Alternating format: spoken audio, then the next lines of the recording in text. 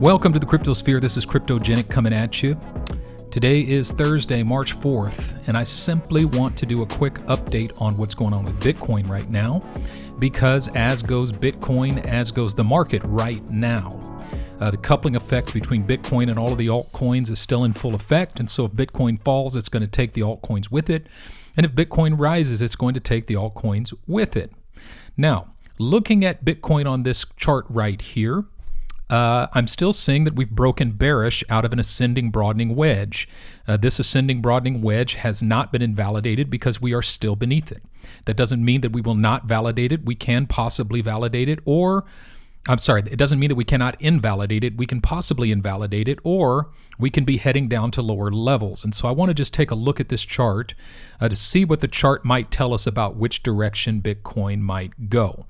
So first of all, the bird's eye view is that I think Bitcoin's going to do one of two things. One, either it's going to continue up from here, and if it breaks above, I'm going to say about $54,000. If it breaks above $54,000, that's going to be a bullish sign for me. If it could find support above $50,000, then it's going to press on towards $70,000 and beyond to try to reach for its next all-time high. But if it gets rejected before it hits $54,000 or at $54,000, it's probably going to head back down here and try to hit between $38,000 and $39,000. It might even break beneath that. So I said that we had bullish divergence here. We had higher highs in the RSI. Higher lows in the RSI and lower lows in the price action. And so the price action caught up with the RSI here. The momentum started moving up here, but the price action didn't start moving up until here. And sure enough, we got this little bullish run. And from that moment, we've moved up about, at the top of it, about 22%. Right now, we're sitting at about 12% above that moment. The question is it going to keep moving up? All right. Well, there's a couple of signs. First of all, as long as the RSI is able to stay in this channel here and continue to bounce, there's definitely room in the RSI to keep moving up. However, if you look at the RSI, it looks like the bounces that can happen as long as we stay in this channel will keep us bouncing off this line, which means it'll keep us in this validated bearish progression on the bearish side of this ascending broadening wedge. So in other words, even if we stay in this RSI, we're still validating this ascending broadening wedge. We'd have to break out of this RSI on the bullish side of it to break above this line and to begin to press toward a new all-time high. And the question is there enough juice in this chart to get us up there? The second data point that I'd like to point out is that the MACDs have turned bearish here, which is interesting that the MACDs have just now turned bearish after we've already had 1, 2, 3, 4, 5, 6, 7, 8, 9, 10 bearish candles, and then the MACDs turned bearish. So that's not a good sign. I would expect to see the MACDs begin to turn bullish here, because whether we're in a bullish progression or a bearish progression, we're going to have green candles, red candles, green candles, red candles. But to get done with this many red candles and still be turning bearish in the MACDs, that's not a good sign. So I want to bring out a data point that I haven't looked at before. I used to follow the Boss method. Do you know what the Boss method is? BK Crypto Trader. I used to follow him and his method. And what he does is he looks at two different moving averages. The white line is the 7-day moving average. The blue line is the 77-day moving average. And I actually have a 243-minute chart here. The candles are 233 minutes long. This is his particular way of approaching these EMAs here. And basically his concept is when white breaks beneath blue, that's a bearish signal. When white breaks above blue, that's a bullish signal. So you can see down here, when the white broke out, that's when you had this run where the white was above the blue. And then when the white broke down, that's where you had this sign where basically the correction began. And then here, 2 days ago, the white broke above the blue again, but now it looks like the white's trying to break down again beneath the blue. Now, if we go back to this moment right here in time, the white is considerably above the blue. The 7-day is above the 77, which means we're still bullish. However, if we look down at the simple MACDs, at this moment, the 12-day broke down beneath the 26-day moving average. So looking at this moving average, we had our first bearish sign here. And then as we move down, then to confirm that, the 7-day broke bearish beneath the 77-day. And that took us all the way down to the bottom of our trajectory here. If we turn the candles back on, that's what confirmed it, all right? Now, if we look at what's happening here, first of all, in the simple moving averages, the 12 just broke down beneath the 26 again. So that's the first bearish sign. And then if we look, it looks like the 7 is trying to break down beneath the 77. So I'm going to be watching the combination of these two moving averages. And if the RSI breaks south out of here, that will be a sign unto us. That will be a third data point, well, really a fourth data point. First data point was breaking down here. Second data point was breaking down here. Third data point was breaking south out of this ascending broadening wedge, right? And so now if this fourth data point is breaking down bearish again here, this would be a fifth data point. If this breaks down bearish here, that would be 5 signs that actually we're moving into lower lows. So once again, we're not trying to be bears, we're not trying to be bulls. We're just trying to study the market and let the market tell us where it wants to go. And so if the RSI breaks down bearish out of here, that will be a sign unto us that we're actually moving towards lower lows. Is that going to happen? I don't know. We're simply going to watch it. But I say all that to say the correction's not over yet. We do not have the data to conclude that the correction is over yet, okay? There still could be some lower lows in price action on a lot of these charts. However, there's some notable exceptions. Look at TFuel, Theta Fuel. This is crazy. I mean, it just decided it's not going to participate in the correction. It just decided that it was going to create this bullish channel, and it's just going to keep moving up in this bullish channel, and it's going to move for higher highs. I mean, right now, it's above its previous all-time high, and it's just reaching for the sky. And if it ever breaks up above this, once it breaks out of this channel, you're talking about a 60% parabolic jump from there.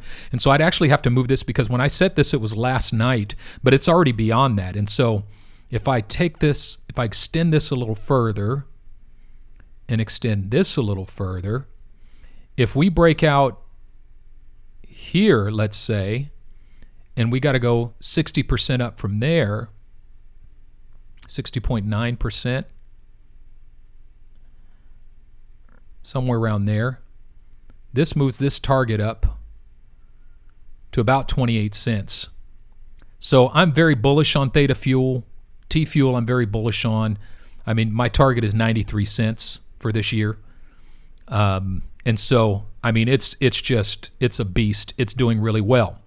However, something we need to look at, if we go back to this Bitcoin chart and I turn off the candles, basically the concept, this is mean revision theory, right?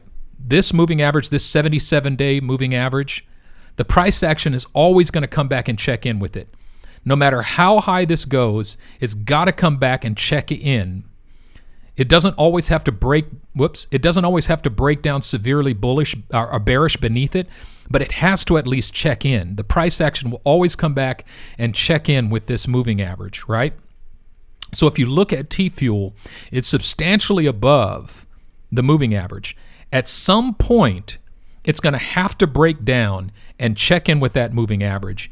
And if we break down outside of this channel, if we're not able to pull the moving average up into this channel, we can expect about a 36% breakdown beneath it. So if we were to break down here, and it's a big if we were to break down here, I'm not saying we are, there's no sign that we are yet, but if we were to break down there, I would expect about 86.6 cents. So we would check in with that moving average, break slightly beneath it. And this is probably just a wick going down to this level, but this moving average would form support. So we'd find support about 10 cents if we were to break down out of here. But I mean, the RSI is still bullish.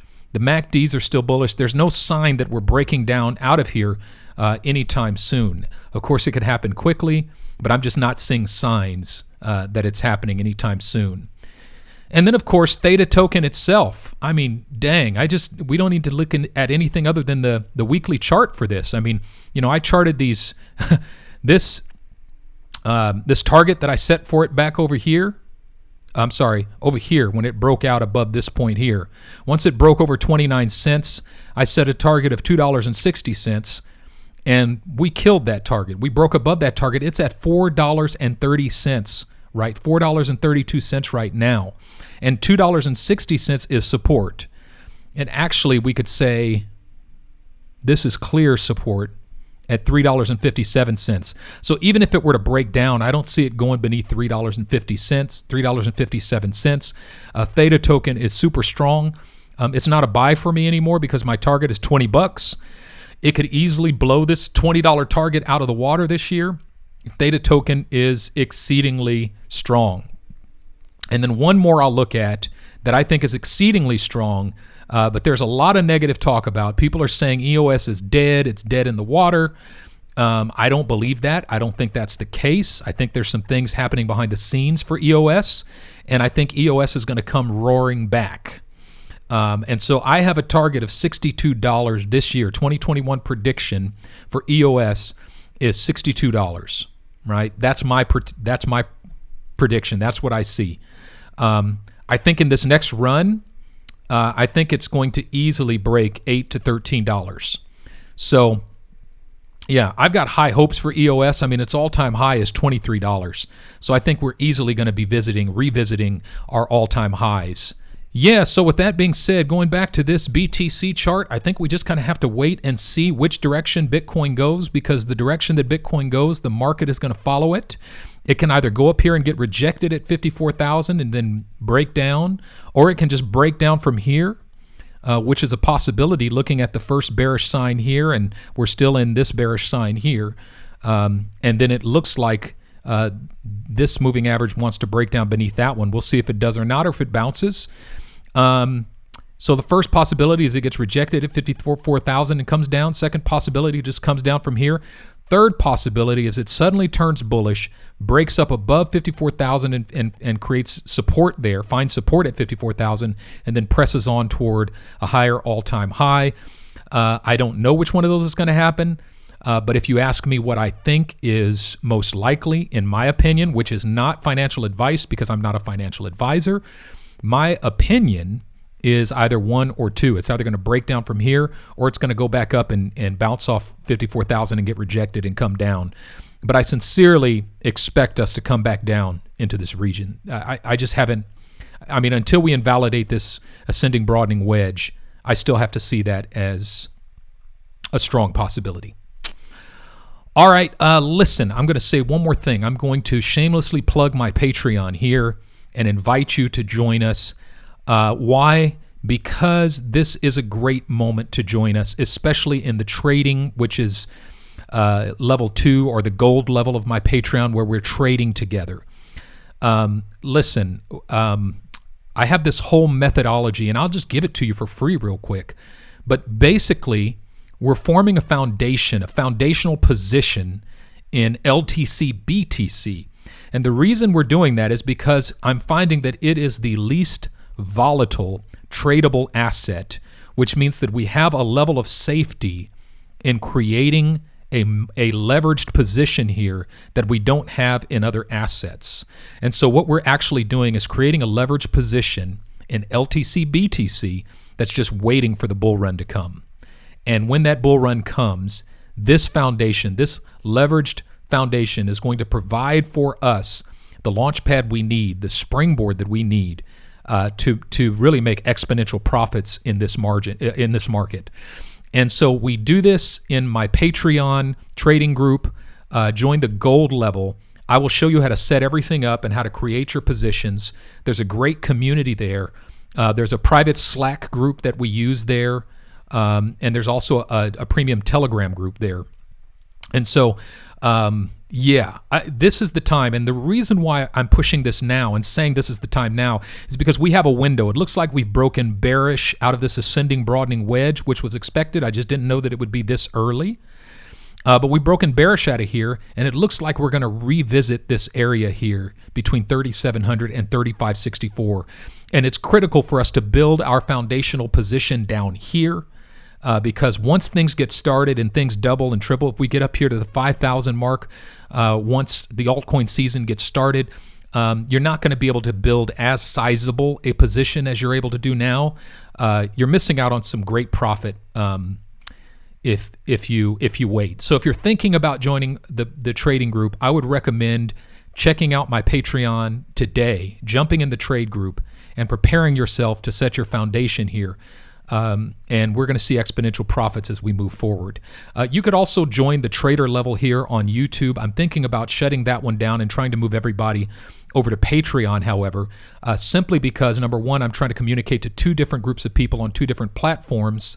And it's kind of hectic. I wanted to provide that opportunity, but now that I did, I'm finding that there's not as many people, not as many traders on the YouTube platform, and it's just easier for me to communicate with everybody on the Patreon platform. However, if you are a trader here with me in YouTube, don't worry. I'm not going to do anything without connecting with you and without informing you. But I would like to invite you to check out the Patreon and shift over to the gold level on my Patreon if you would be so kind. Please communicate with me directly if you've got any issues with that.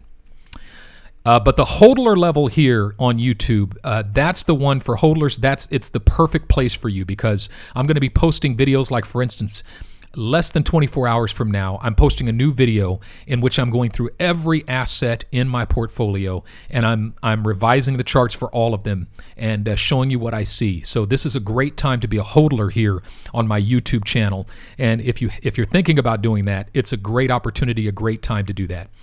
All right, everybody, thank you for obliging me, letting me give you that shameless plug. I want you all to know that I am committed to your success in this market.